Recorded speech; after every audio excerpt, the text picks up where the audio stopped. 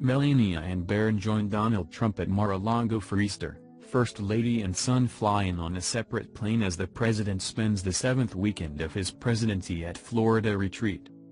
Donald Trump has landed in his Mar-a-Lago resort for the seventh time in his presidency to enjoy the Easter holidays with his family in the Florida sunshine.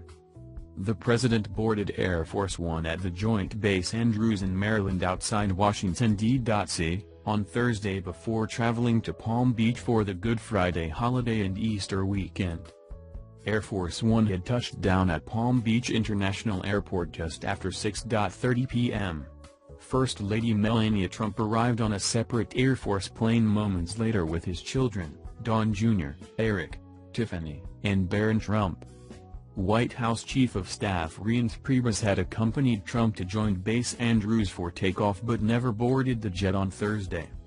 In fact, the president did not seem to be accompanied by any senior staff on the family trip, while the White House confirmed that he has no public events scheduled Friday.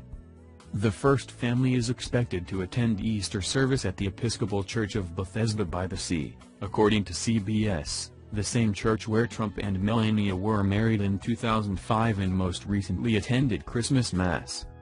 On arriving in Florida, Trump gave a wave to a group of supporters who were gathered at the airport in Make America Great Again hats and waving American flags. Supporters also greeted Trump and his motorcade outside his Mar-a-Lago estate, waving pro-Trump signs. Yet, while the real estate mogul got a warm welcome back to the so-called Winter White House, his frequent trips to his Palm Beach property has ethics experts throwing up red flags. Trump will have spent more than a quarter of his presidency in Florida at his Mar-a-Lago resort once Easter weekend concludes. And his trips are costing taxpayers at least $1 million each time he travels, NBC reported.